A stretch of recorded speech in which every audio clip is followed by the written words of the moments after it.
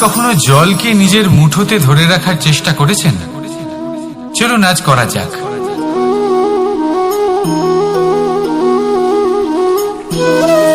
যদি আপনি নিজের মুঠো জোরে বন্ধ করেন, জল ধরে রাখতে পারবেন না। যদি আপনি তাকে এমনি বইতে দেন,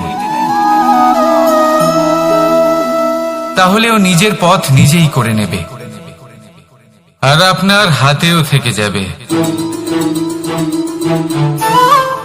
আমাদের জীবনও হলো কিছুটা এরকম, জলের মতো। নিজের পথ নিজেই করে নেয় এই জীবন। প্রত্যেক সমস্যার সমাধান নিজেই করে নেয় এই জীবন। তাই জীবনে যখন কোনো পরিস্থিতি আমাদের প্রতিকূল হয়ে থাকে, কিছুই হয়তো আমরা বুঝতে পারছি না, কিছুই যখন বসে থাকে না, তখন আমরা হতাশ হয়ে পড়ি, নিরাশ হয়ে পড়ি। আর এটাই করা উচিত নয়। শান্ত মনে দেখতে হবে যে এই জীবনে আসলে কি ঘটে চলেছে। কষ্ট সবাই ভোগ করেন। কষ্ট পেলে কেউ রেগে যান, রেগে গিয়ে পরাক্রম দেখান। এটাই তো করা উচিত নয়।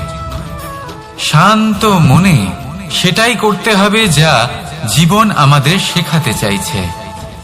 জীবন আমাদের সব শিখিয়ে দেবে, শুধু মনে রাখবেন কখন প্রয়াস করতে হবে আর কখন আমাদের প্রতীক্ষা করতে হবে, সেটা আগে আপনাকে বুঝতে হবে। তাহলে আসুন আমার সাথে ভালোবেসে বলুন, রাধা রাধা। বল, শক্তি, পরাক্রম এই সংসারের বিকাশের মূল। কিন্তু কখনো ভেবেছেন যে প্রকৃতি আমাদের এই বল, শক্তি, পরাক্রম কেন দিয়েছেন? যাতে আমরা জীবনে কারোর উদ্ধার করতে পারি, কাউকে সাহায্য করতে পারি, কারোর জন্য ভালো কিছু করতে পারি, কোনো গরিব অসহায় মানুষের জন্য কিছু করতে পারি। এই বল, এই শক্তির সদ্ব্যবহার করতে পারি। কখনো দেখেছেন এমন মানুষ যার কাছে অসীম শক্তি আছে, কিন্তু তার সাথেই অসম্ভব অহংকারও রয়েছে? যিনি নিজেকে সর্বশ্রেষ্ঠ বলে মনে করেন, খারাপ কাজও করেন। আপনি দেখবেন প্রকৃতি এবং মানুষ তাকে ভাঙতে সর্বদা চেষ্টা করেন। মনে রাখবেন, যতই সুবিশাল পর্বত হোক না কেন, তা যদি পথে পড়ে, তাকে ভেঙে পথ প্রশস্ত করা হয়। যদি আপনার কাছে বল থাকে, শক্তি থাকে, পরাক্রম থাকে, তাহলে তার সদ্ব্যবহার করুন। কাউকে সাহায্য করুন, কাউকে রক্ষা করুন। যদি আপনি আপনার শক্তির দুর্ব্যবহার করেন, তাহলে মনে রাখবেন আপনি নিজের বিনাশ নিজেই আমন্ত্রণ করছেন। এবার বল অর্জন করার পরে, শক্তি অর্জন করার পরে, আপনি নিজেকে বিনাশ করতে চান নাকি এই সংসারের উদ্ধার করতে চান? সিদ্ধান্ত আপনার।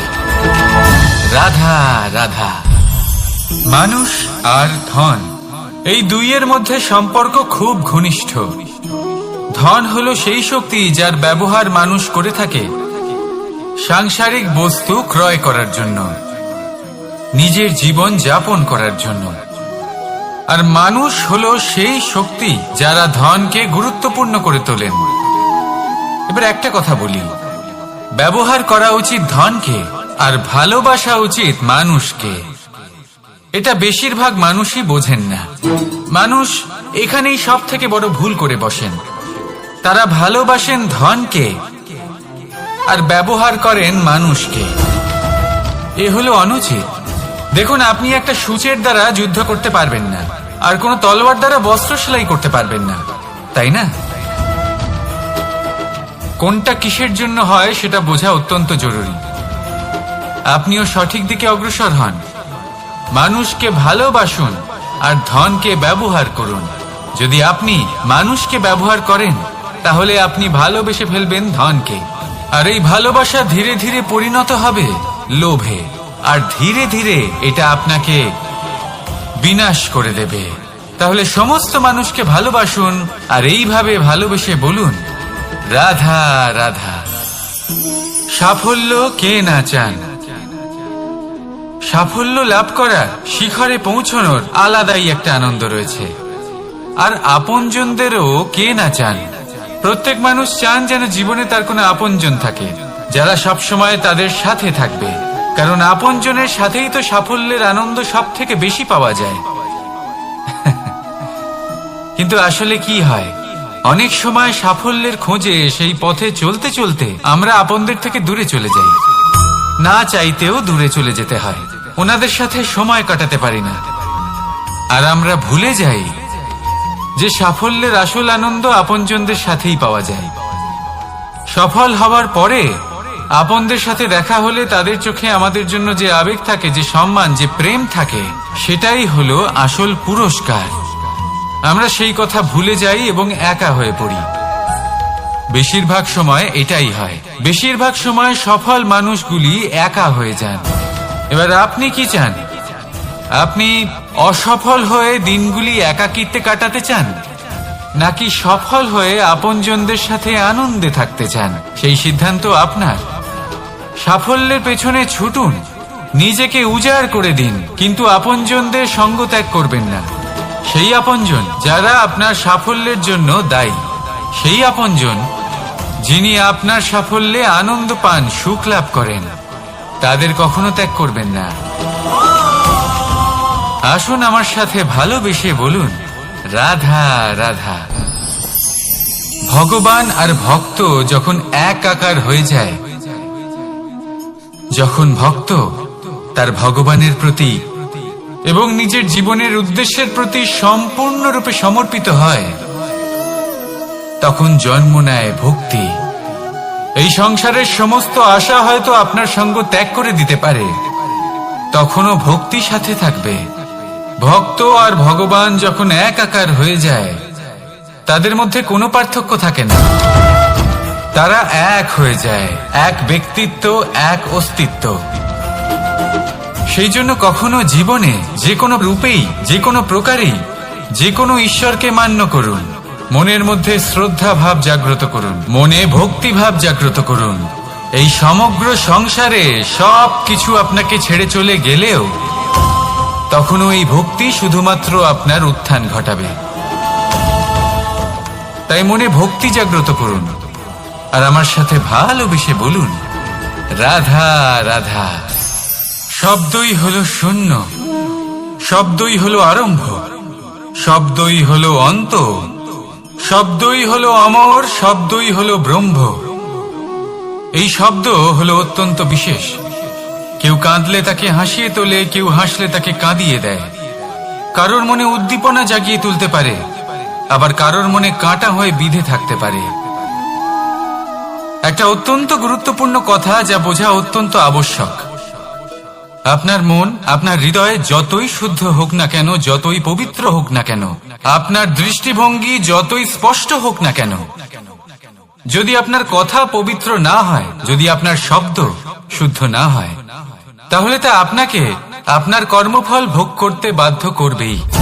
একটা সহজ উদাহরণ দিই। আপনার জীবনে এমন কেউ অবশ্যই থাকবেন যাকে আপনি পছন্দ করেন না, যিনি হয়তো অধর্মী মানুষ, যিনি হয়তো দুর্বুদ্ধি সম্পন্ন মানুষ, কিন্তু তার জন্য অপশব্দ প্রয়োগ করলে তার মধ্যে কোনো পরিবর্তন আসবে না, তার মানসিকতা বদলাবে না, শুধু মনে প্রতিশোধ স্পৃহা জেগে উঠবে, মনে হিংসা জাগবে, আর কিচ্ছু নয়। সেই জন্য নিজের শব্দকে নিয়ন্ত্রণ করুন, নিজের কথা সংযত করুন। শ্রেষ্ঠ থেকে শ্রেষ্ঠতর মানুষকেও সাবধানী হতে হয়, কারণ যদি এই শব্দের প্রয়োগ সঠিক না হয়, তাহলে আজীবন মানুষকে নির্বাক হয়ে থাকতে হতে পারে। তাহলে নিজের শব্দ নিয়ন্ত্রিত রাখুন, নিজের কথাকে শুভ করুন, এতে প্রেমবোধ জাগিয়ে তুলুন, আর সেই প্রেমবোধ নিয়েই বলুন, রাধা রাধা। বরদান এবং অভিশাপ, এই দুই হলো একই মুদ্রার দুটি পিঠ। এই বরদান আমরা অনেক কারণে পেতে পারি, কখনো নিজের পরিশ্রমের কারণে, কখনো নিজের তপস্যার কারণে, কখনো আমাদের পূর্বপুরুষদের কর্ম ও তপস্যার কারণে। কিন্তু এই বরদান কতক্ষণ বরদান থাকবে তা আমরা নিশ্চিত করতে পারি না, তা সুনিশ্চিত করে শুধুমাত্র আমাদের কর্ম। যদি আপনাকে উদাহরণ দিই, আপনি রেশমের কীট দেখেছেন? ও বরদান পেয়েছে যে ও নিজের সুরক্ষার জন্য খোলস বানাতে পারে। এবারও তাতে এত মত্ত হয়ে যায় যে এমন এক আবরণ বানিয়ে ফেলে যাতে সে নিজেই আবদ্ধ হয়ে চাপা পড়ে মরে যায়। এটার তাৎপর্য কি? তাৎপর্য খুবই সরল। গর্ব করা খুবই ভালো, কিন্তু অহংকার করা কখনোই উচিত নয়। যদি অহংকার মনের মধ্যে প্রবেশ করে, তাহলে এই বরদান অভিশাপে পরিণত হতে সময় লাগে না। আর যদি কর্মশ্রেষ্ঠ হয়, তাহলে অভিশাপ ও বরদানে পরিণত হয়। তাহলে আসুন, শ্রেষ্ঠ কর্ম করুন আর আমার সাথে ভালোবেসে বলুন, রাধা রাধা। সুখ, দুঃখ, মৃত্যু, মহামারী এগুলো কখনো বলে আসে না, আবার জিজ্ঞাসা করেও আসে না। এমনই হয় দ্রুত ক্রীড়ার এই খেলায়। এক কারাগারের মতো, একটা মাকড়সার জালের মতো। যেমন একটা মাকড়সার জাল একটা পোকাকে নিজের দিকে আসতে আকর্ষিত করে, নিজের চমকের দ্বারা, নিজের গঠন দ্বারা। সেরকমই দ্রুত ক্রীড়ার এই খেলা মানুষকে নিজের দিকে আসতে প্ররোচিত করে। শেষে গিয়ে মানুষ আটকা পড়ে। পার্থক্য শুধু এটাই, যখন এক পোকা এই জালে জড়িয়ে পড়ে, তখন সে তার প্রাণ হারায়। মানুষ যখন এই দ্রুত ক্রীড়ায় আকর্ষিত হয়, সে নিজের মান, নিজের ধন সবকিছু হারায়, নিজের বিবেক হারিয়ে ফেলে। কিন্তু আপনি আপনার বিবেক কখনোই হারাবেন না। যদি আপনার মনে লোভ চলে আসে, আপনি লোভী হয়ে ওঠেন। যদি আপনি দ্রুত ক্রীড়ার এই খেলায় আটকা পড়েন, তাহলে মনে রাখবেন, এই খেলা থেকে ফিরে আসা প্রায় অসম্ভবই বলা যায়। নিজের বিবেক কখনো হারাতে দেবেন না, কারণ বিনাশ আসার প্রথম লক্ষণ হলো বিবেকের বোধ চলে যাওয়া। এই প্ররোচনায় কখনো পা দেবেন না। আর আমার সাথে ভালোবেসে বলুন, রাধা রাধা। বিজয়, বিজয় লাভের জন্য মানুষ কি না করে থাকে। যে কোনো সম্ভাব্য প্রচেষ্টা করে, কিন্তু নিজের বিজয় লাভের জন্য বাজিতে যা ইচ্ছে তাই রেখে দেওয়া কি উচিত কাজ? কখনোই নয়। নিজের হারানো সম্মান, নিজের হারানো সম্পত্তি, নিজের হারানো অধিকার ফিরে পাওয়ার শুধু একটাই পথ রয়েছে, আর তা হলো পুরুষার্থ, দ্রুত ক্রীড়া নয়। যে মানুষ নিজেই হেরে গেছে, নিজেই নিজের জয়লাভ করার জন্য অন্য কাউকে কিভাবে বাজিতে রাখতে পারে? এ হলো সম্পূর্ণরূপে অনুচিত। অনেক সময় অনেক ধন লাভ করার জন্য, অনেক সম্পত্তি লাভ করার জন্য আমরা নিজের আসল ধন, আমাদের আপনজন, তাদেরকে হারিয়ে ফেলতেও প্রস্তুত হয়ে যাই। এটা একেবারেই উচিত নয়। যত বড়ই সংকট আসুক না কেন, আমাদের আপনজনদের আমাদের সাথেই রাখা উচিত। নিজের বিজয়ের জন্য ওনাদের বাজি রাখা ঠিক নয়। এই ভুল কেউ একজন করেছেন, আপনি তা ভুলেও করবেন না। রাধা রাধা। নারী জন্মসূত্রে কারোর কন্যা, ধর্মসূত্রে কারোর পত্নী, আর কর্মসূত্রে কারোর মা। আমাদের মনে এই ছবি আঁকা রয়েছে একজন নারীকে নিয়ে, তাই না? একটা অতুলনীয় ভূমিকা রয়েছে নারীদের আমাদের জীবনে, আর নারী ছাড়া আমরা কিছুই নই। কিন্তু অধিকার, সেখানে আমরা একটা ভুল করে বসি। যখন নারী একজন কন্যা থাকে, যখন সে জন্ম নেয়, তখন তার উপর অধিকার থাকে তার পিতার। আর তারপর যখন বিয়ে হয়ে যায়, তখন তার অস্তিত্বের উপর অধিকার থাকে তার স্বামী। আর যখন তিনি মা হন, তখন নিজেই তিনি জীবনের সমস্ত অধিকার দিয়ে দেন তার সন্তানকে। কিন্তু আমরা কি কখনো এটা ভেবেছি, এই জীবন হলো তার নিজের? যে নারী সবার কল্যাণ করছেন, তার জীবনের অধিকারও তার কাছেই থাকা উচিত, তাই না? তার নিজের জীবনের সিদ্ধান্ত সে নিজেই নিতে পারেন, নিজেই নিজের ভাগ্যের রচয়িতা হতে পারেন। আর এর জন্য আমাদের নিজেদের পাল্টাতে হবে, দৃষ্টিভঙ্গি পাল্টাতে হবে, কারণ এই ধারণা সেটা আজ বা কালকের ব্যাপার নয়, এটা ঘটে চলেছে বহু বছর ধরে আর চলতেই থাকবে যদি আমরা এটা না বদলাই। আর এটা তখনই সম্ভব হবে যখন আমরা নিজেদের মধ্যে পরিবর্তন আনব। তাই আজকের পর থেকে, এই মুহূর্ত থেকে কোনো নারীর ওপর অকারণ অধিকার স্থাপনের আগে সহস্রবার ভেবে দেখবেন, কারণ যখন নারী নিজের অধিকার কেড়ে নিতে বাধ্য হবেন তখন শুধু এবং শুধুমাত্র বিনাশই ঘটবে। রাধা রাধা।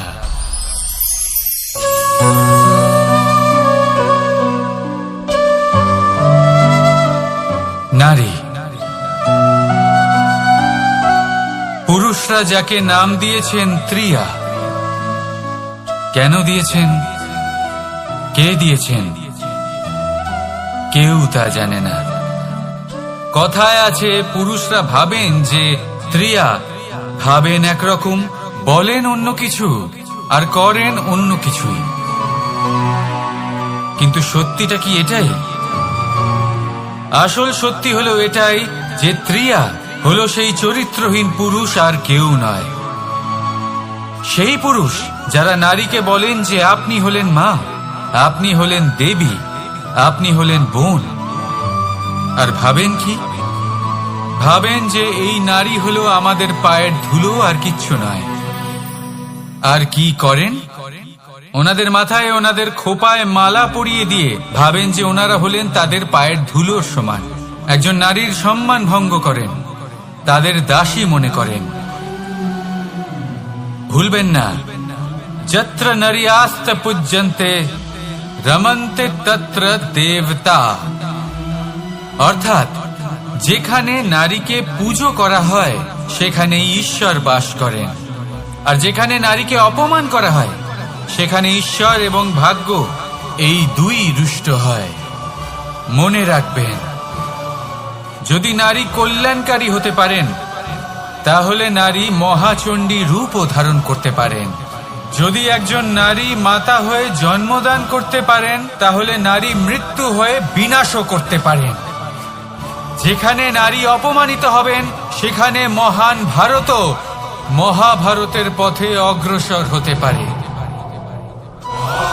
তাই মনে রাখবেন, নারীর অপমান যেন কখনোই না ঘটে। আর যদি কোথাও নারীর অপমান হয় তার অর্থ হলো আপনার বিনাশ আপনার দিকেই আসছে, আর এটা হলো তার প্রথম পদক্ষেপের প্রথম পদধ্বনি। রাধা রাধা।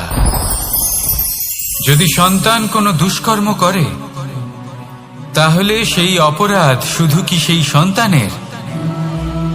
না, যদি সন্তান দুষ্কর্ম করে তাহলে অপরাধী তার মাতা পিতাও, যারা পুত্রমোহর কারণে সেই অনুচিত কাজে তাকে বাধা দেননি। অপরাধী হলেন তার পিতামহ, যিনি নিজের কর্তব্যবোধের কারণে নিজের পরিবারের যত্ন নেননি, যিনি সন্তানকে কখনো শাস্তি দেননি। অপরাধী হলেন তার সেই গুরুও, যিনি নিজের শিষ্যের সেই দুষ্কর্ম দেখেও তাকে প্রতিহত করতে পারেননি। একজন হবু রাজার কর্তব্য হলো নিজের প্রজার কাছে সে যেন এক উদাহরণ প্রস্তুত করতে পারে, কিন্তু যদি এত অনুচিত উদাহরণ প্রস্তুত হয়ে থাকে তাহলে মা বাবার, বাড়ির বয়োজ্যেষ্ঠদের কর্তব্য হলো ওনারা যেন সেটা সেখানেই থামায়, হয় ভালোবেসে নয়তো শাস্তি দিয়ে। যদি না থামানো হয় তাহলে মহাভারত অবশ্যম্ভাবী। অনেক ব্যক্তির মনে একটা প্রশ্ন জাগে আমাকে আর রাধাকে নিয়ে। বলেন যে না আমি আর রাধা একসাথে থাকি, না আমাদের বিয়ে হয়েছে, আমি এখানে দ্বারকাতে ও ওখানে বর্ষণাতে, তাও এত ভালোবাসা কি করে? এ কেমন সম্পর্ক? আমি তাদের একটা সহজ কথা বলতে চাই।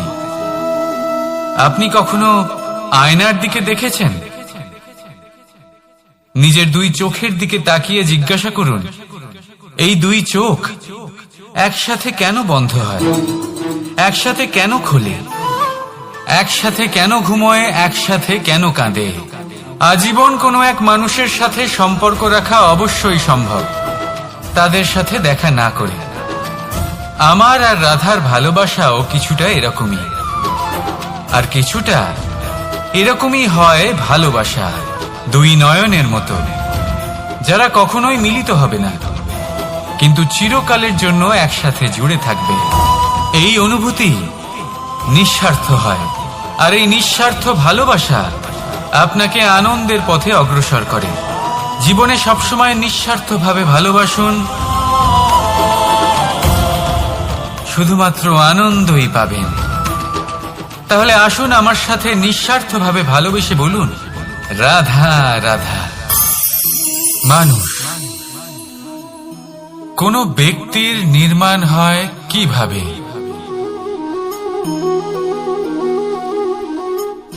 কেউ বলবেন পঞ্চতত্ত্বের দ্বারা, কেউ বলবেন আত্মা, দেহ ও চেতনার দ্বারা, কেউ বলবেন ঈশ্বরের কৃপার দ্বারা, তো কেউ বলবেন এই প্রকৃতির পরীক্ষার দ্বারা। না, মানুষের নির্মাণ হয়ে থাকে বিশ্বাস দ্বারা। ব্যক্তি তখনই গড়ে ওঠেন যখন ব্যক্তিত্ব থাকে, ঠিক কিনা?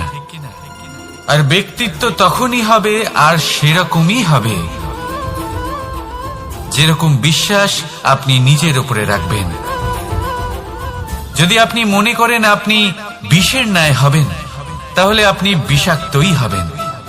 যদি আপনি এটা মনে করেন যে আপনি অমৃতের ন্যায় হবেন, তাহলে আপনি অমরই হয়ে যাবেন। যদি আপনি নিজের উপরে বিশ্বাস রাখেন যে আপনি সংসারের সব থেকে উঁচু পর্বতের শিখরে পৌঁছতে পারবেন, তাহলে আপনি অবশ্যই পৌঁছবেন। যদি আপনার এরকম মনে হয় যে আপনি এরকম কখনো করতে পারবেন না,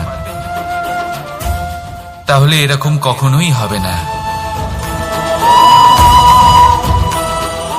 ভেবে দেখবেন, বিশ্বাসের মধ্যেই বিশ্ব বাস করে থাকে, তো আপনার অস্তিত্ব কেন করবে না?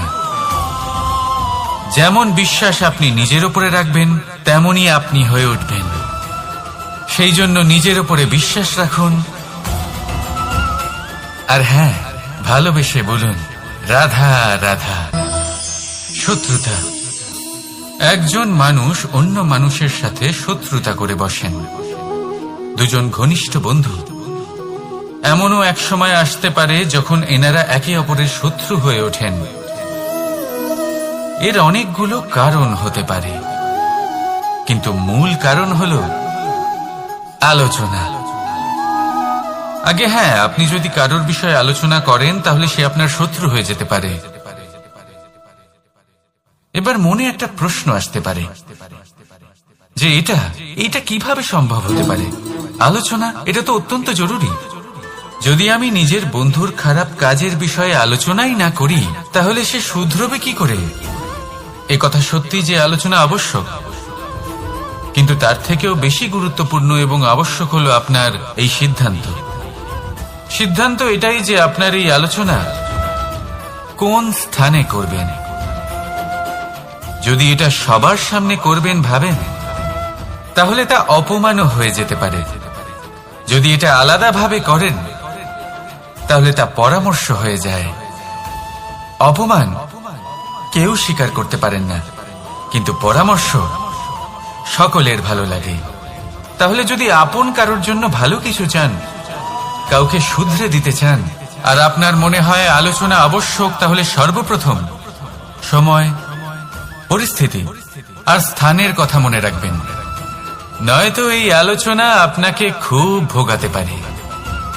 তাহলে আসুন আমার সাথে ভালোবেসে বলুন, রাধা রাধা। আপনার জীবনেও কি সমস্যা রয়েছে? অবশ্যই থাকবে। প্রত্যেকের জীবনেই সমস্যা থাকে। প্রত্যেক মানুষ জিজ্ঞাসাও করেন যে এই সমস্যা আসলে কি আর কেন আসে জীবনে। আপনাকে একটা কথা বলে দিই যে সমস্যা আসলে সেটা নয় যা আপনার পথে বাধা সৃষ্টি করে, বরং সমস্যা হলো সেটাই, যেটা আপনি তখন দেখতে পান যখন আপনার একাগ্রতা আপনার পথ থেকে, আপনার লক্ষ্য থেকে সরে যেতে থাকে। আর এই সমস্যাগুলি দূর করার জন্য, এর সমাধান করার জন্য একটাই পথ আছে, নিজের সমস্ত ভাবনা আরো একবার একাগ্র করুন নিজের পথের দিকে, নিজের লক্ষ্যের দিকে। আপনার সমস্ত ভাবনা যদি কেন্দ্রীভূত হয় নিজের লক্ষ্যে, তাহলে এই সমস্যা দূরে থাকবে। যদি এরকম না হয়, যদি আপনার মন একটু অন্যদিকে চলে যায়, তাহলে এই সমস্ত সমস্যা আবার সামনে চলে আসে আর বাড়তেও থাকে। দেখুন, যেখানে আপনার লক্ষ্য রয়েছে, বান যদি সেখানেই চালাতে হয়, তাহলে দৃষ্টি তো সেদিকেই রাখতে হবে। তবেই তো আপনি সেই লক্ষ্য ভেদ করতে পারবেন। সেই জন্য মনে রাখবেন, সর্বদা লক্ষ্য রাখবেন নিজের পথে, সেই পথেই সামনে এগোতে থাকুন নিজের লক্ষ্যের দিকে। আপনি যত সামনে এগোতে থাকবেন, এই সমস্যা তত পিছিয়ে যাবে। তাহলে আসুন, আমার সাথে ভালোবেসে বলুন, রাধা রাধা।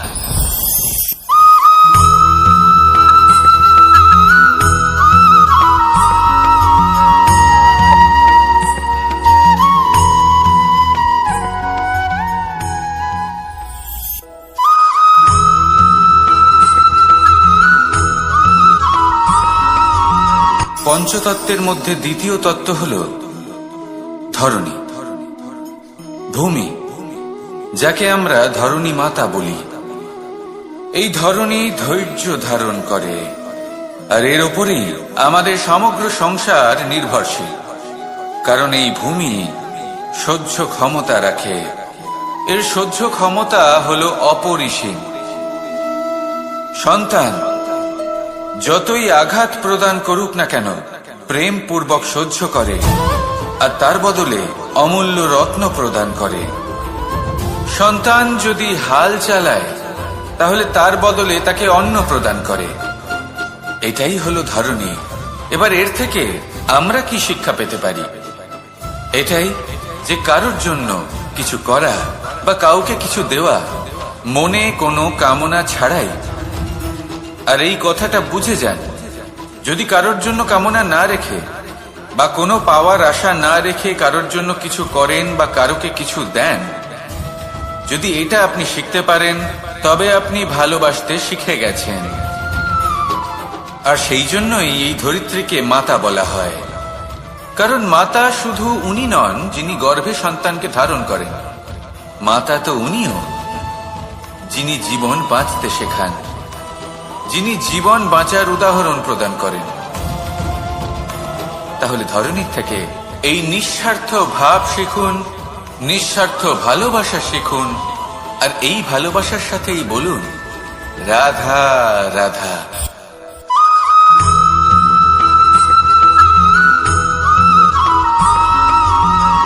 সংসারে আমাদের জীবনে যখন কোনো সুখ বা দুঃখ আসে, তার জন্য আমরা কাউকে না কাউকে অবশ্যই দায়ী করে থাকি, তাই না? এই ব্যক্তি আমাদের সাথে এরকম কাজ করেছেন, তাই আমার সাথে এমন হলো। ওই ব্যক্তি যদি এমনটা না করতেন, তাহলে আজ আমি ওই স্থানে পৌঁছতে পারতাম। সবই আপনার দৃষ্টিভঙ্গির ওপর নির্ভরশীল। আর যদি আপনার দৃষ্টিভঙ্গি এমন হয়, তাহলে তা অনুচিত। সত্যি কথা বলতে, এই সংসারে ভিন্ন ভিন্ন ধরনের মানুষ আছে। এটা আপনার উপর নির্ভর করছে কিভাবে তাদের স্বাগত জানাবেন। একবার ভাবুন, আমি আমার দুটো হাত সামনে নিয়ে এলাম, দুটো মুঠো খুলে দিলাম।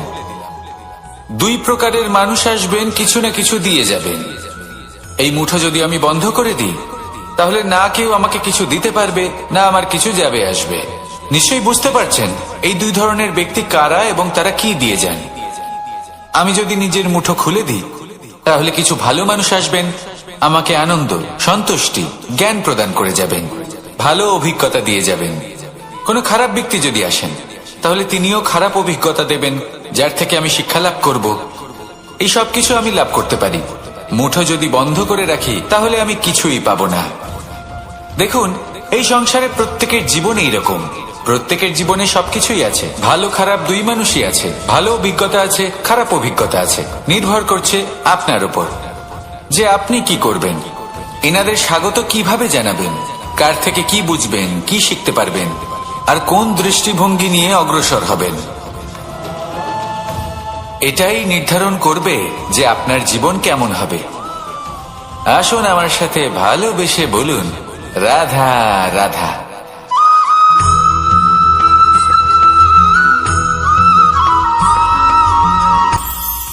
এটা হলো ধান গাছ।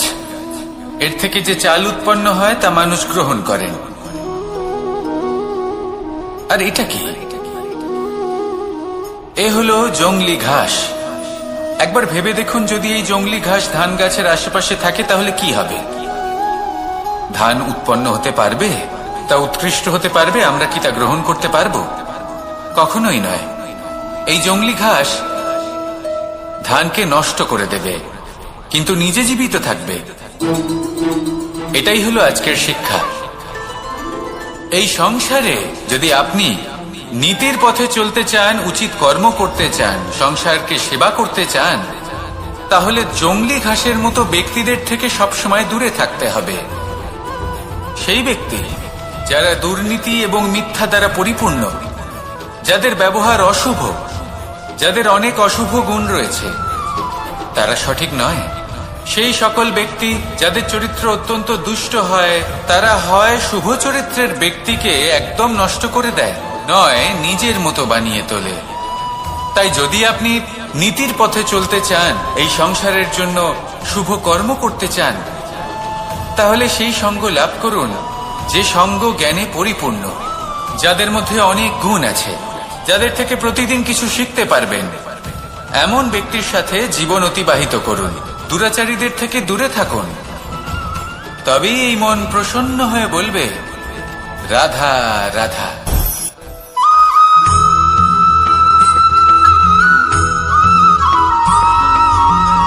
মানুষের মানসিকতা এমন হয় যে সে যতটা করে আশা করে যে তার থেকে অনেক বেশি তার বদলে সে পাবে। দেখুন, সবকিছুই আপনার ভাবনা চিন্তার উপর নির্ভর করছে। আপনি যদি ফলের বিষয়ে ভেবে কর্ম করতে থাকেন তাহলে সেটা অনুচিত। জীবনের আসল আনন্দ হলো নিজের কর্ম করতে থাকা, ফলের চিন্তা করা উচিত নয়। যদি আপনি এরকম ভাবেন যে আমি এতটা করছি, আমার এতটা পাওয়া উচিত, সেই ভাবনা অনুচিত। যদি আপনি সেবার মানসিকতা নিয়ে কর্ম করতে থাকেন, কর্মচক্রে প্রবাহিত হন, যদি আপনি এমন ভাবনা রাখেন যে আমি এতটা পাচ্ছি তাই এর থেকে অনেক বেশি আমি কর্ম করব, তাহলে নিশ্চিত রূপে আপনি যতটা করছেন তার থেকে অনেক বেশি আপনি পাবেন। আপনার আশার থেকে অনেক বেশি আপনি পাবেন। শুধু জীবনে অনেক বেশি কাজ করতে থাকুন, ফলের চিন্তা করবেন না। আর মনে রাখবেন, এই ভাবনাই সব থেকে বড় বীজ। কর্মের উপর বিশ্বাস রাখুন।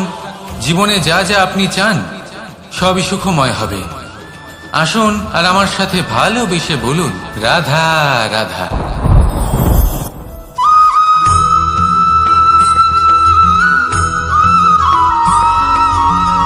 আপনি কখনো কোনো বাজকে নিজের বাসা বানাতে দেখেছেন?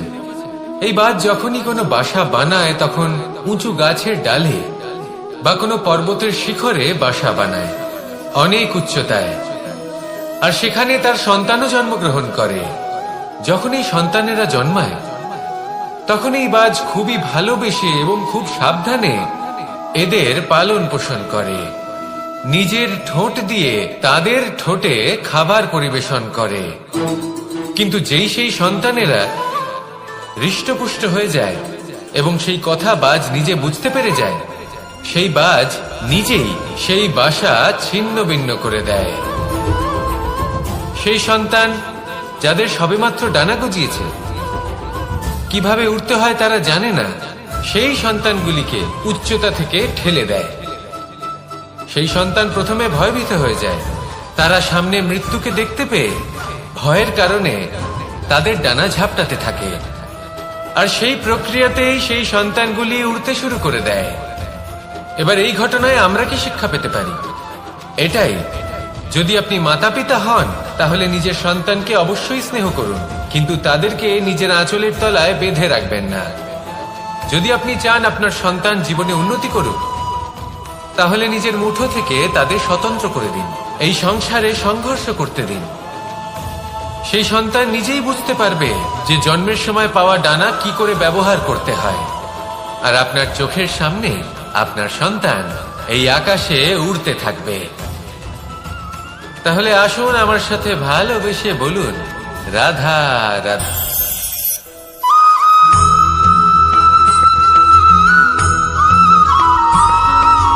বসন্ত ঋতু, এই সময় মন আনন্দে ভরে থাকে। এমন মনে হয় যেন আমরা আকাশে বিচরণ করতে চলে যাই, কিন্তু সেটা তো সম্ভব নয়। সেই জন্য হয়তো আমরা ঘুড়ি ওড়াই, এই ঘুড়িকে নিজেদের প্রতিরূপ মনে করে। এবার অনেক মানুষ আছেন যারা ঘুড়ি ওড়ান, কিন্তু এই কর্মের সারমর্ম কি সেটা কজন বুঝতে পারেন? আপনি এটা মনে করুন যে আপনি হলেন সেই ঘুড়ি, আর এই সুতো যিনি ধরে রয়েছেন তিনি হলেন পরমাত্মা। আর এই সুতো যেখান থেকে শুরু হয় সেই লাটাই হল আমাদের কর্মচক্র। এবার আপনি নিজেই অনুমান করুন যে এই উড়ান কার ওপর নির্ভরশীল? পরমাত্মার ওপর আর আপনার কর্মের ওপর। যদি পরমাত্মা আপনার হাত ধরে থাকেন, আপনার সাথে থাকেন, যদি আপনি শুভ কর্ম করতে থাকেন, আপনি এই আকাশে উড়তে থাকবেন। কিন্তু কোথাও কোথাও যদি পরমাত্মার সাথে এই বন্ধন ছিন্ন হয়, আপনার কর্মচক্র খারাপ হয়ে যায় বা থেমে যায়, তাহলে আপনার এই ঘুড়ি কেটে যাবে আর দূরে কোনো গাছের ডালে গিয়ে আটকে যাবে। তাই শুধুমাত্র ঘুড়ি ওড়াবেন না, তার থেকে শিখুন, পরমাত্মার সাহচর্যে থাকুন, সবসময় শুভ কর্ম করতে থাকুন আর সবসময় এই আকাশে উড়তে থাকুন। আসুন আর আমার সাথে ভালোবেসে বলুন, রাধা।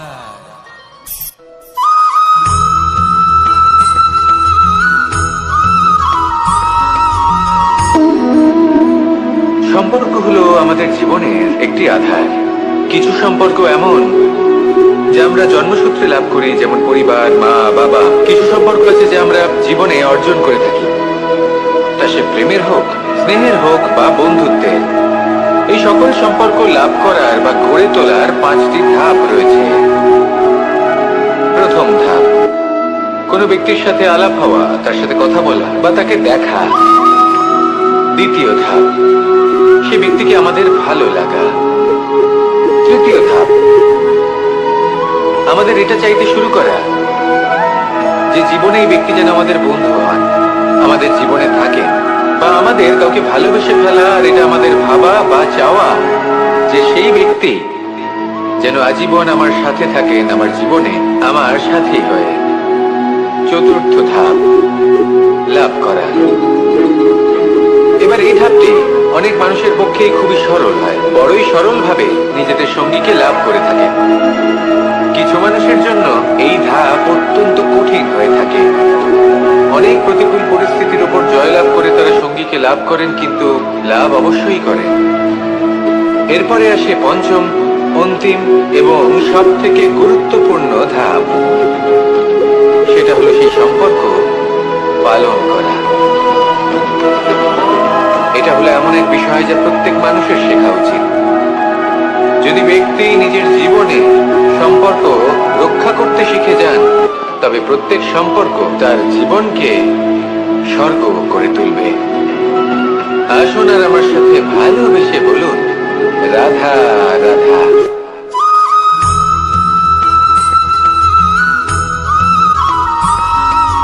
জীবনে যখন কোনো ব্যক্তি নিজের লক্ষ্য প্রাপ্তির জন্য নিরন্তর পরিশ্রম করতে থাকেন, চেষ্টা করতে থাকেন, তখন তিনি কষ্ট অনুভব করেন। কখনো শারীরিক কষ্ট, কখনো মানসিক কষ্ট। এবার উনি এটা ভাবতে থাকেন যে আমি কি উচিত করছি নাকি অনুচিত করছি। কারণ অন্যদিকে এমন একজন ব্যক্তিও আছেন যিনি একদমই পরিশ্রম চেষ্টা করছেন না।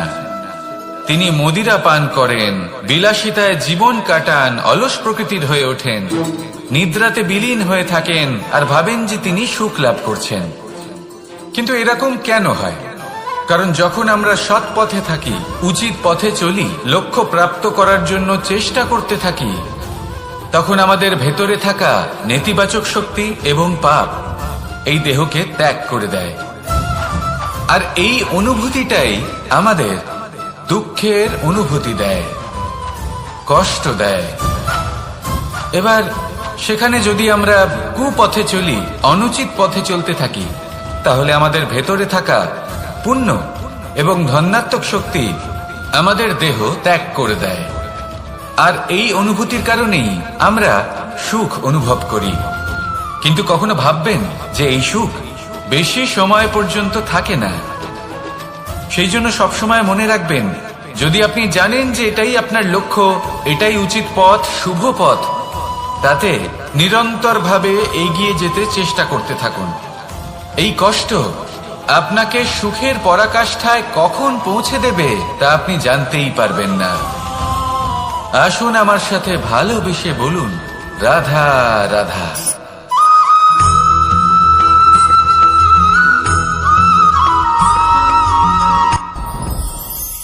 সাথী। সাথী এই শব্দটির ব্যাখ্যা কে কিভাবে করে? মিত্র, সখা, বন্ধু। কিন্তু অর্থ একটাই, তিনি যিনি আপনার সঙ্গী হন আর তিনি যার সাথী আপনি হন। এবার সব থেকে বড় প্রশ্ন হলো এটাই যে তিনি কে হতে পারেন যাকে আপনি আপনার সাথী বলে মেনে নিতে পারেন, নিজের সখা, নিজের মিত্র, নিজের বন্ধু মেনে নিতে পারেন। আপনার সাথী হলেন তিনি যিনি দুঃখের সময় আপনার পাশে থাকবেন, আপনার হাত ধরে থাকবেন। আপনার সাথী হলেন তিনি যার হাত আপনি নিজের সুখের দিনে ধরে থাকবেন। সেই সাথীরই হাত ধরুন যিনি দুঃখে সবসময় আপনাকে সাহায্য করার জন্য তৎপর হয়ে থাকেন, আপনার পাশে থাকেন, আর যাকে সুখের দিনে আপনি আপনার সাথে রাখতে পারেন। আর যখন আপনার সাথে আপনার এই সাথী থাকবে, তখন আপনি এটা বুঝবেন যে যখন জীবনে দুঃখ আসে, তখন এই দুঃখ কমে যায়, সবার মধ্যে ভাগ হয়ে যায়। আর যদি তখন সুখ আসে, তাহলে সেটা সবার উপস্থিতিতে আরো বেড়ে যায়। এটাই হলো প্রেম, এটাই হলো ভালোবাসা, এটাই হলো সঙ্গ। যেমন সম্পর্ক আমার আর রাধার মাঝে। তাহলে আসুন আর আমার সাথে ভালোবেসে বলুন, রাধা রাধা।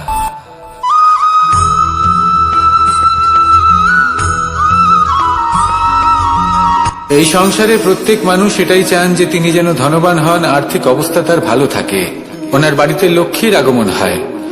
কিন্তু সেটা হবে কি করে, সেটাই হলো প্রশ্ন।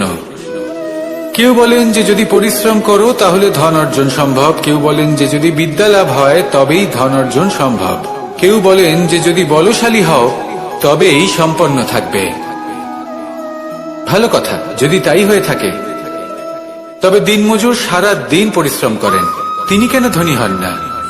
অনেকজন বিদ্বান মানুষ আছেন এই সংসারে, তারা কেন ধনবান হন না? অনেক সংখ্যক বলশালী ব্যক্তি আছেন, তাদের কাছে ধন নেই কেন? তাদের কেন ধনের অভাব হয়? আবার এমনও কিছু মানুষ আছেন যারা পরিশ্রম করেন, তারা দিনমজুর, কিন্তু তারা ধন অর্জন করতে পারেন। কিছু বিদ্বান ব্যক্তি আছেন যাদের কাছে অধিক মাত্রায় ধন রয়েছে। কয়েকজন বলশালী ব্যক্তি রয়েছেন যাদের কাছে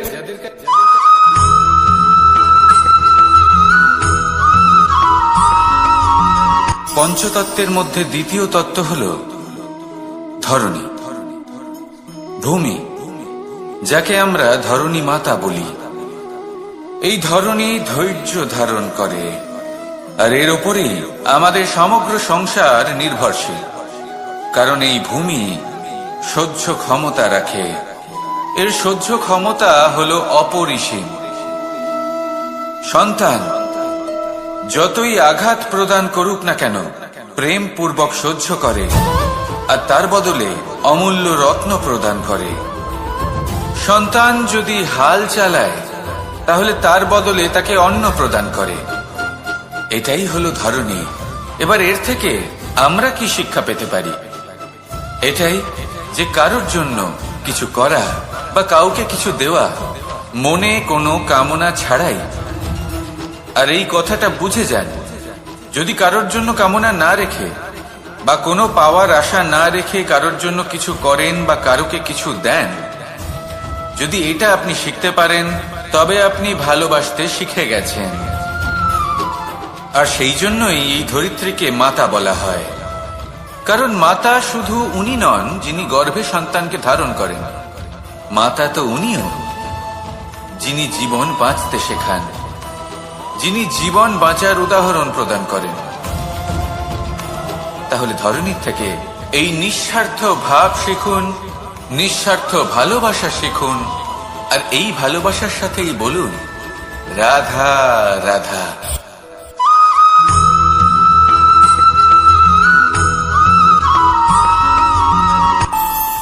আমাদের মনে যখন কোনো প্রশ্ন ওঠে, কোনো দ্বন্দ্ব জাগে, তখন আমরা যাই আমাদের গুরুর কাছে, আমাদের আরাধ্যের কাছে গিয়ে জিজ্ঞেস করি। এইভাবেই একদিন আমি পৌঁছলাম আমার আরাধ্যের কাছে, আমার মহাদেবের কাছে, আর ওনাকে প্রশ্ন করলাম যে মহাদেব, জীবনে আনন্দ পাওয়ার, উৎসব পালনের, প্রেম ভাগ করে নেবার, জীবনকে উপভোগ করে নেওয়ার সর্বশ্রেষ্ঠ সময় কোনটা? মহাদেব হাসলেন আর উনি বললেন, জীবনে উৎসব পালনের সব থেকে শ্রেষ্ঠ দিন হল মৃত্যুর ঠিক আগের দিনটা। প্রেম ভাগ করে নেওয়ার সব থেকে শ্রেষ্ঠ মুহূর্ত হল মৃত্যুর ঠিক আগের মুহূর্ত। জীবনকে উপভোগ করে নেওয়ার সর্বশ্রেষ্ঠ প্রহর হল মৃত্যুর এক প্রহর পূর্বে। তখন আমি চমকে গেলাম। আমি বললাম, কিন্তু মহাদেব, মৃত্যু তো অনিশ্চিত, আমরা জানিও না কবে আমাদের মৃত্যু হবে। মহাদেব আবার হাসলেন। উনি বললেন যে যদি আমরা এভাবে জীবন কাটাই যে আমরা জীবনের প্রত্যেক দিন, প্রত্যেক মুহূর্ত, প্রত্যেক প্রহর শেষ বলে মনে করি, তাহলে আমাদের সমস্ত জীবন আনন্দের সাথেই অতিবাহিত হবে। কি বলেন?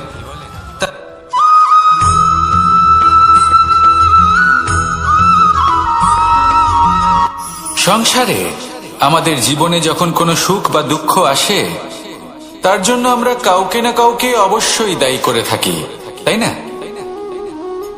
এই ব্যক্তি আমাদের সাথে এরকম কাজ করেছেন, তাই আমার সাথে এমন হলো। ওই ব্যক্তি যদি এমনটা না করতেন, তাহলে আজ আমি ওই স্থানে পৌঁছতে পারতাম। সবই আপনার দৃষ্টিভঙ্গির উপর নির্ভরশীল, আর যদি আপনার দৃষ্টিভঙ্গি এমন হয়, তাহলে তা অনুচিত। সত্যি কথা বলতে, এই সংসারে ভিন্ন ভিন্ন ধরনের মানুষ আছে। এটা আপনার উপর নির্ভর করছে কিভাবে তাদের স্বাগত জানাবেন। একবার ভাবুন, আমি আমার দুটো হাত সামনে নিয়ে এলাম, দুটো মুঠো খুলে দিলাম। দুই প্রকারের মানুষ আসবেন, কিছু না কিছু দিয়ে যাবেন। এই মুঠো যদি আমি বন্ধ করে দিই, তাহলে না কেউ আমাকে কিছু দিতে পারবে, না আমার কিছু যাবে আসবে। নিশ্চয়ই বুঝতে পারছেন এই দুই ধরনের ব্যক্তি কারা এবং তারা কি দিয়ে যান। আমি যদি নিজের মুঠো খুলে দিই, তাহলে কিছু ভালো মানুষ আসবেন, আমাকে আনন্দ, সন্তুষ্টি, জ্ঞান প্রদান করে যাবেন, ভালো অভিজ্ঞতা দিয়ে যাবেন। কোনো খারাপ ব্যক্তি যদি আসেন, তাহলে তিনিও খারাপ অভিজ্ঞতা দেবেন, যার থেকে আমি শিক্ষা লাভ করব। এই সব কিছু আমি লাভ করতে পারি। মুঠো যদি বন্ধ করে রাখি, তাহলে আমি কিছুই পাবো না। দেখুন, এই সংসারে প্রত্যেকের জীবনে এইরকম, প্রত্যেকের জীবনে সবকিছুই আছে, ভালো খারাপ দুই মানুষই আছে, ভালো অভিজ্ঞতা আছে, খারাপ অভিজ্ঞতা আছে। নির্ভর করছে আপনার উপর যে আপনি কি করবেন, এনাদের স্বাগত কিভাবে জানাবেন, কার থেকে কি বুঝবেন, কি শিখতে পারবেন, আর কোন দৃষ্টিভঙ্গি নিয়ে অগ্রসর হবেন। এটাই নির্ধারণ করবে যে আপনার জীবন কেমন হবে। আসুন আমার সাথে ভালোবেসে বলুন রাধা রাধা।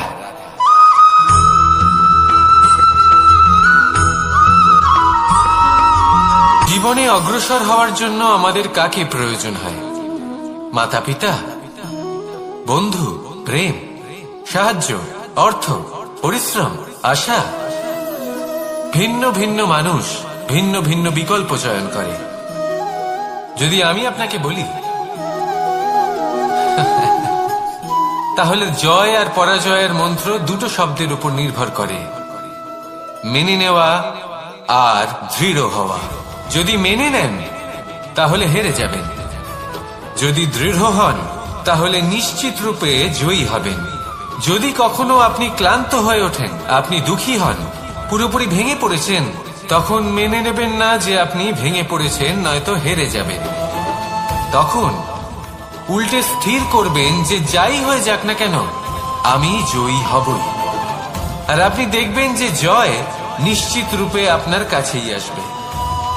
তাহলে এই কথা মনে রাখবেন আর আমার সাথে ভালোবেসে বলবেন, রাধা রাধা।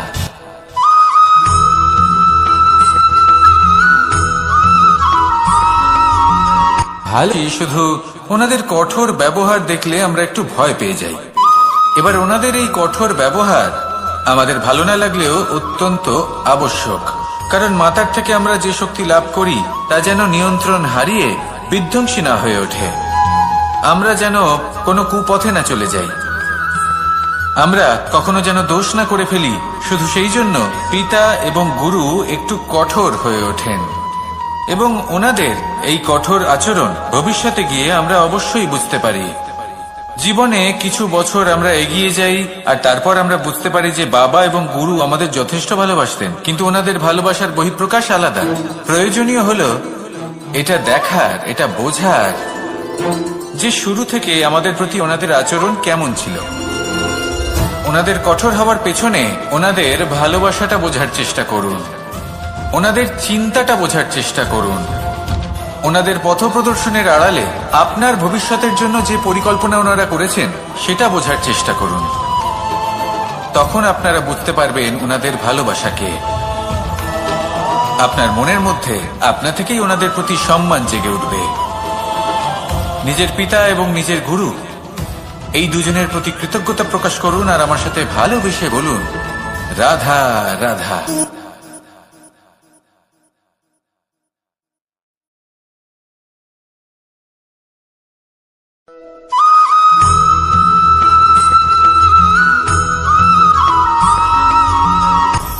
আপনি কখনো পর্বতের শিখরে উঠেছেন? আপনি দেখতে পাবেন পর্বতের পদতলে প্রচুর সুন্দর ফুল রয়েছে, সবুজ বনানী রয়েছে। যত আপনি উপরে উঠতে থাকবেন তত ফুল কমতে থাকবে, সবুজ বনানী কমতে থাকবে। আরো কিছুটা উপরে উঠলে কাঁটা জাতীয় গাছ দেখতে পাবেন, শুকনো গাছ দেখতে পাবেন। আরো যদি উপরে ওঠেন তাহলে পাষাণ দেখতে পাবেন। আরো উপরে উঠলে হিমখণ্ড দেখতে পাবেন। এই যে পর্বত, তা মনুষ্য জীবনের সব থেকে উত্তম উদাহরণ। মানুষ যখন সাফল্যের শিখরে পৌঁছতে চান, মহানুভবতার শিখরে পৌঁছতে চান, পথে যত আস্তে আস্তে উপরে উঠতে থাকেন ততই ভৌতিক বস্তু তার থেকে বিচ্ছিন্ন হতে থাকে। যদি তিনি সেই ভৌতিক বস্তুগুলি ত্যাগ না করতে পারেন তাহলে কখনোই সেই স্থানে পৌঁছতে পারবেন না।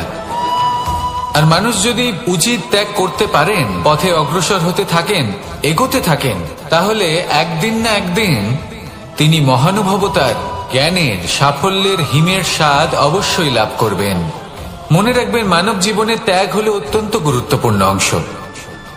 আসুন আমার সাথে ভালোবেসে বলুন, রাধা রাধা।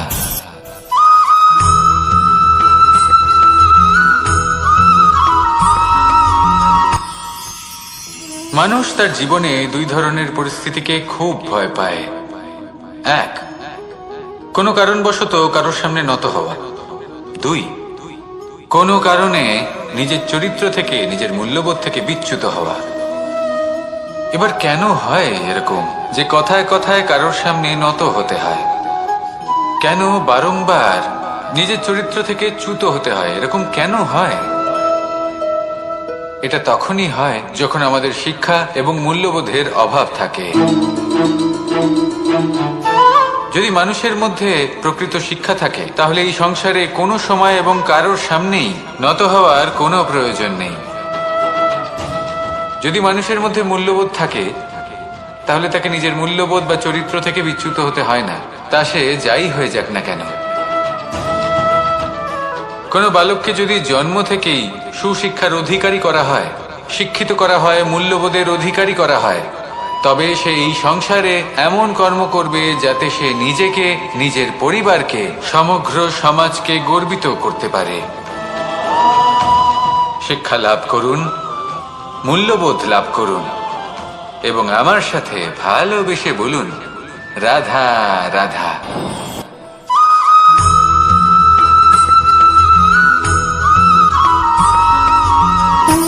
সুখ, দুঃখ এবং শক্তি, এই তিন হলো এই সংসারের ত্রিদেবের মতো।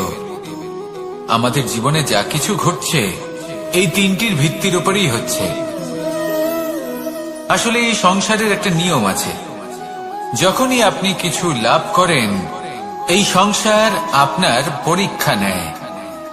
এটা জানার জন্য আপনার পরীক্ষা নেয় যে আপনি যা কিছুই লাভ করেছেন আপনি কি আদৌ সেটার যোগ্য কিনা। ঠিক সেইভাবেই এই সুখ, দুঃখ এবং শক্তি আপনার পরীক্ষা নিয়ে থাকে। যখন সুখ আসে তখন সে আপনার পরীক্ষা নেয় যে আপনার মধ্যে অহংবোধ জাগ্রত হয়নি তো। যদি অহংবোধ চলে আসে তাহলে সুখ সেখানেই সঙ্গ ত্যাগ করে।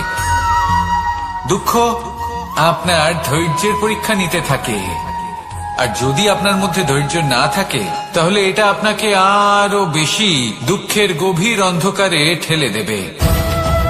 সেখানে শক্তি পরীক্ষা নেয় আপনার বিনম্রতার।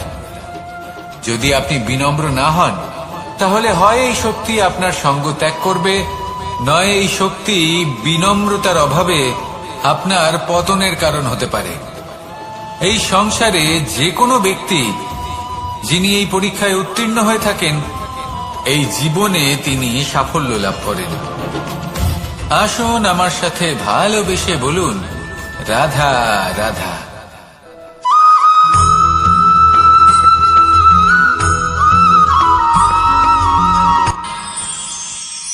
আমরা সবাই সূর্যকে সম্মান কেন করি? কারণ আমরা জানি যে সন্ধেবেলা যখন সূর্যাস্ত হবে তখন শুধুমাত্র অন্ধকার বাকি থাকবে। ঠিক কিছুটা এরকমই হয় আমাদের মাতা পিতাও, যিনি আমাদের জন্ম দেন, আমাদের ভরণ পোষণ করেন, আমাদের বড় করেন, আমাদের প্রেম প্রদান করেন। কখনো কখনো তাদের মুখ থেকে কটু কথা নিঃসৃত হয়, আমাদের দুঃখ হয়, কিন্তু তখন আমাদের এটা বোঝা উচিত এগুলি নিঃসৃত হচ্ছে আমাদেরই মঙ্গলের জন্য।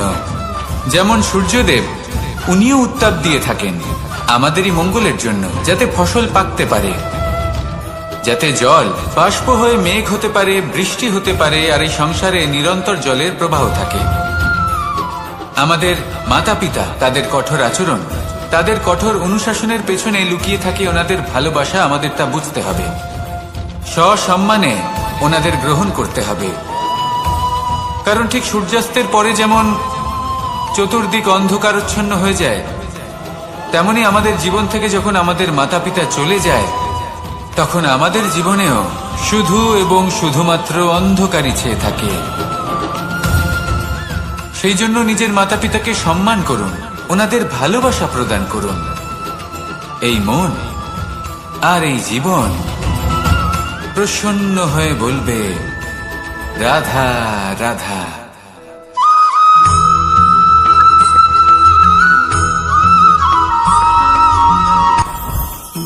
জীবনে কিছু শেখা অত্যন্ত গুরুত্বপূর্ণ।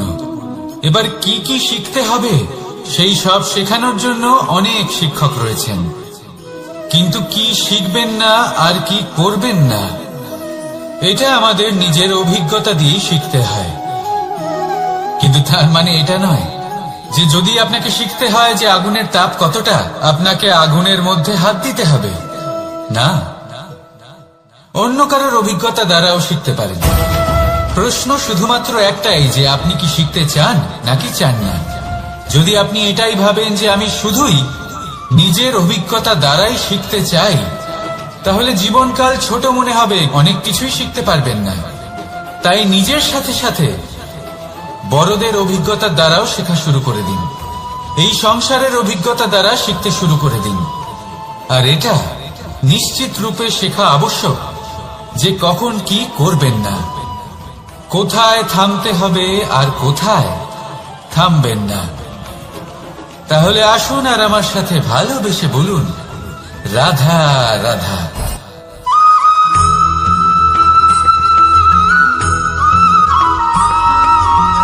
এই সংসারে সব থেকে বেশি কোমল বস্তু হলো রেশম। এই রেশম এতটাই কোমল হয় যে এর পুরো একটা থান শুধুমাত্র একটা হাতে ধরা সম্ভব। কখনো ভেবে দেখেছেন এই রেশম কিভাবে হয়? একটি কীট তার লালার দ্বারা উৎপন্ন হয়। এই কীট সেই রেশমকে পাক দিতে থাকে, পাক দিতেই থাকে আর আস্তে আস্তে তার মধ্যেই জড়িয়ে পড়ে। শেষে ওর এই সুন্দর অমূল্য সৃষ্টি রেশমের এই সুতো তার নির্মাণ কার্য পূর্ণ হয়, কিন্তু তাতেই ও নিজে বন্দী হয়ে যায়। নিজেরই মায়াজালের এই বন্দী গৃহে নিজেই ফেঁসে যায়। এবার এই সুতোকে ব্যবহারযোগ্য করে তোলার জন্য এই কীটগুলিকে এই কবচের সাথেই ফুটন্ত জলে ফেলে দেওয়া হয়। এই সংসারে যদি আমাদের স্বপ্ন এই সংসারের দুঃখ হরণ করার জন্য, এই সংসারে সুখ বিতরণ করার জন্য হয়, তবেই আমাদের প্রগতি সম্ভব। যদি আমাদের এই স্বপ্ন শুধুই আমাদের এবং আমাদের স্বার্থ সিদ্ধির জন্য হয়, তাহলে এই স্বপ্ন আমাদের অন্ধ করে দেবে, আমাদের অন্ধকারের পথে নিয়ে যাবে, আর আমরাও সেই কীটের মতো হয়ে যাব। নিজেদেরই মায়াজালে আমরা নিজেই ফেঁসে যাব, আর শেষে আমরা যদি কিছু লাভ করি তা হবে একাকিত্ব, অন্ধকারময় মৃত্যু। তাই স্বপ্ন অবশ্যই দেখুন, কিন্তু এমন ভাবে স্বপ্ন দেখবেন না যে তার এই বন্দিগৃহে আপনি নিজেই ফেঁসে গেলেন। স্বপ্ন দেখুন পরোপকারে।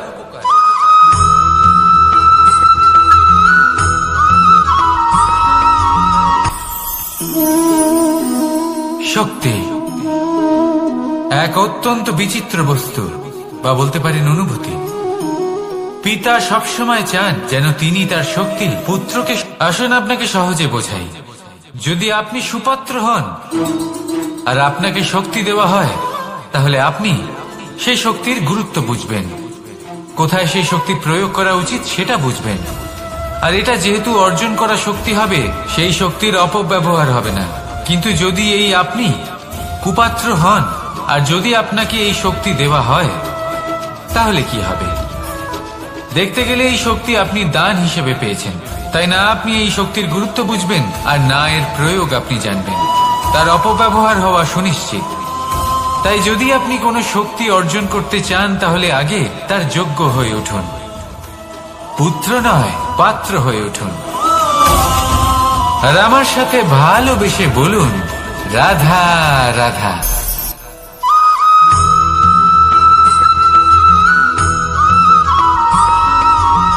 এই সংসারে প্রত্যেক মানুষ এটাই চান যে তিনি যেন ধনবান হন, আর্থিক অবস্থা তার ভালো থাকে, ওনার বাড়িতে লক্ষ্মীর আগমন হয়। কিন্তু সেটা হবে কি করে, সেটাই হলো প্রশ্ন। কেউ বলেন যে যদি পরিশ্রম করো তাহলে ধন অর্জন সম্ভব, কেউ বলেন যে যদি বিদ্যা লাভ হয় তবেই ধন অর্জন সম্ভব, কেউ বলেন যে যদি বলশালী হও তবেই সম্পন্ন থাকবে। ভালো কথা, যদি তাই হয়ে থাকে, তবে দিনমজুর সারা দিন পরিশ্রম করেন, তিনি কেন ধনী হন না? অনেকজন বিদ্বান মানুষ আছেন এই সংসারে, তারা কেন ধনবান হন না? অনেক সংখ্যক বলশালী ব্যক্তি আছেন, তাদের কাছে ধন নেই কেন? তাদের কেন ধনের অভাব হয়? আবার এমনও কিছু মানুষ আছেন যারা পরিশ্রম করেন, তারা দিনমজুর, কিন্তু তারা ধন অর্জন করতে পারেন। কিছু বিদ্বান ব্যক্তি আছেন যাদের কাছে অধিক মাত্রায় ধন রয়েছে, কয়েকজন বলশালী ব্যক্তি রয়েছেন যাদের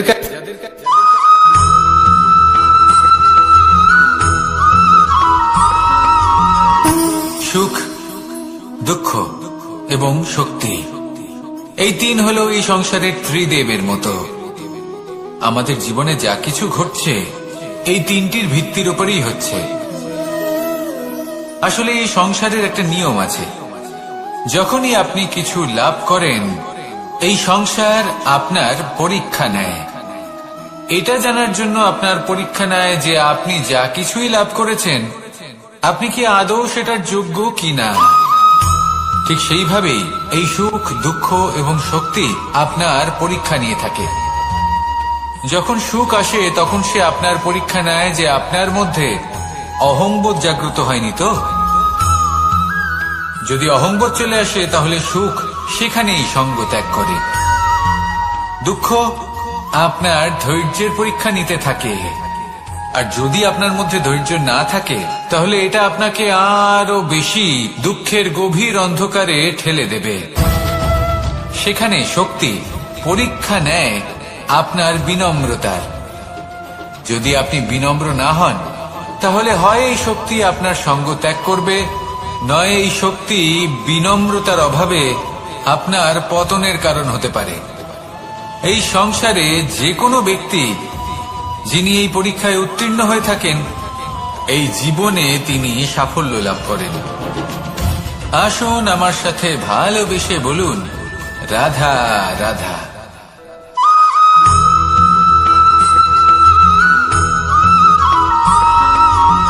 পঞ্চতত্ত্বের মধ্যে দ্বিতীয় তত্ত্ব হল ধরণী, ভূমি, যাকে আমরা ধরণী মাতা বলি। এই ধরণী ধৈর্য ধারণ করে, আর এর ওপরেই আমাদের সমগ্র সংসার নির্ভরশীল। কারণ এই ভূমি সহ্য ক্ষমতা রাখে, এর সহ্য ক্ষমতা হল অপরিসীম। সন্তান যতই আঘাত প্রদান করুক না কেন, প্রেম পূর্বক সহ্য করে, আর তার বদলে অমূল্য রত্ন প্রদান করে। সন্তান যদি হাল চালায়, তাহলে তার বদলে তাকে অন্ন প্রদান করে। এটাই হলো ধরণী। এবার এর থেকে আমরা কি শিক্ষা পেতে পারি? এটাই যে কারোর জন্য কিছু করা বা কাউকে কিছু দেওয়া মনে কোনো কামনা ছাড়াই। আর এই কথাটা বুঝে যান, যদি কারোর জন্য কামনা না রেখে বা কোনো পাওয়ার আশা না রেখে কারোর জন্য কিছু করেন বা কারোকে কিছু দেন, যদি এটা আপনি শিখতে পারেন, তবে আপনি ভালোবাসতে শিখে গেছেন।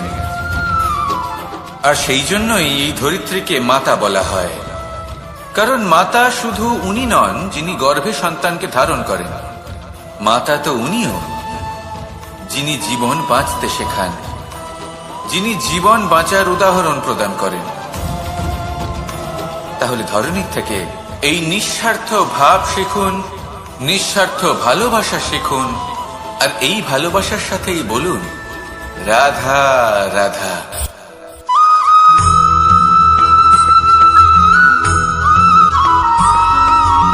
মানুষ জন্মগ্রহণ করে, তার সাথে ভয়েরও জন্ম হয়। ছোটবেলা থেকেই আমাদের মনে কোনো না কোনো প্রকারের ভয় থেকেই যায়।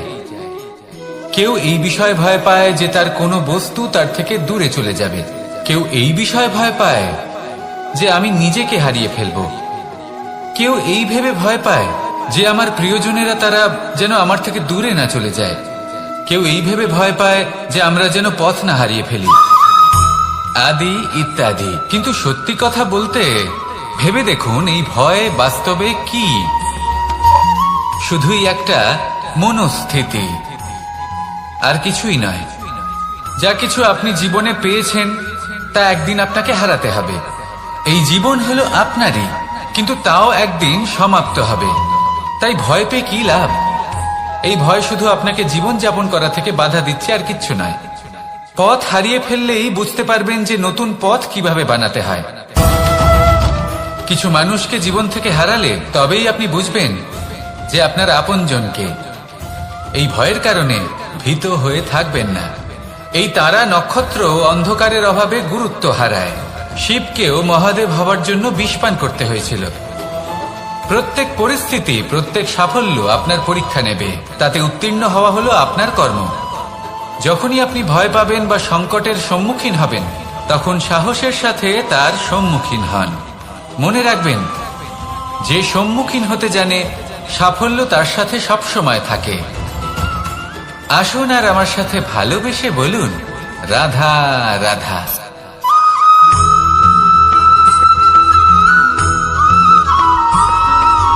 জীবনে অগ্রসর হওয়ার জন্য আমাদের কাকে প্রয়োজন হয়? মাতা পিতা, বন্ধু, প্রেম, সাহায্য, অর্থ, পরিশ্রম, আশা। ভিন্ন ভিন্ন মানুষ ভিন্ন ভিন্ন বিকল্প চয়ন করে। যদি আমি আপনাকে বলি, তাহলে জয় আর পরাজয়ের মন্ত্র দুটো শব্দের উপর নির্ভর করে, মেনে নেওয়া আর দৃঢ় হওয়া। যদি মেনে নেন, তাহলে হেরে যাবেন। যদি দৃঢ় হন, তাহলে নিশ্চিত রূপে জয়ী হবেন। যদি কখনো আপনি ক্লান্ত হয়ে ওঠেন, আপনি দুঃখী হন, পুরোপুরি ভেঙে পড়েছেন, তখন মেনে নেবেন না যে আপনি ভেঙে পড়েছেন, নয়তো হেরে যাবেন। তখন উল্টে স্থির করবেন যে যাই হয়ে যাক না কেন আমি জয়ী হবই। আর আপনি দেখবেন যে জয় নিশ্চিত রূপে আপনার কাছেই আসবে। তাহলে এই কথা মনে রাখবেন আর আমার সাথে ভালোবেসে বলবেন, রাধা রাধা।